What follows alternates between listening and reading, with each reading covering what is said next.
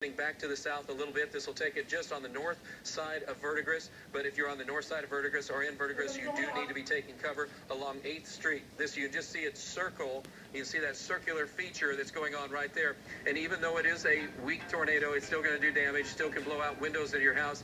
It can still cause roof damage, and so we want you to make sure that you're moving to a place of safety and in this zone, because it's very important that you do that at this time. Debris signature continues to show up on our radar, which means the debris is still getting picked up. You see the funnel cloud still going strong in that area. Tornado warning continues in effect for our area. As Dick mentioned, if you're up around Nowata, the good news is that tornado warning is that canceled, Dick, now? It is canceled now. 530 road, and that is on the South 490 road right now, just south of the Keatonville road, and that is moving to the east, northeast. That's going to be taking it across areas that should intersect the Lynn Riggs Boulevard and the Will Rogers Turnpike in just a little bit as that moves toward Claremore. If you're in Claremore, we need you to start getting ready to take cover if this continues, and so far we have seen no reason for it to stop, and so the addition of severe weather and the potential for a tornado remains extremely high. If you are in areas just to the south and west of Claremore, right now Claremore getting nailed with extremely heavy downpours of rain, hail associated with that.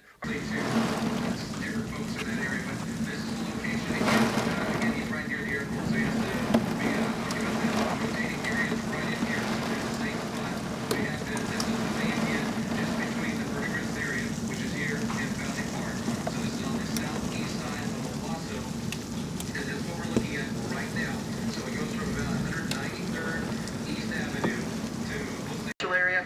And again, everybody, I hope they're taking their precautions, their tornado precautions, and they're in cover. But again, north side of Catoosa, we're continuing to move out into the Verdigris area. Travis? All right, Will, yes, this is, again, for folks who are just joining us, this is on the southeast side right now of Owasso. A tornado warning has been in effect for over an hour and a half to almost 2 hours now.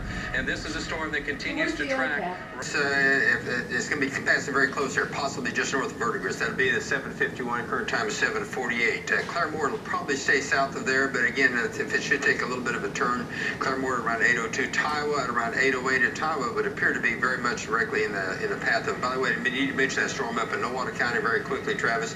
That storm has weakened considerably, still severe, but the tornado warning has been allowed to expire up there.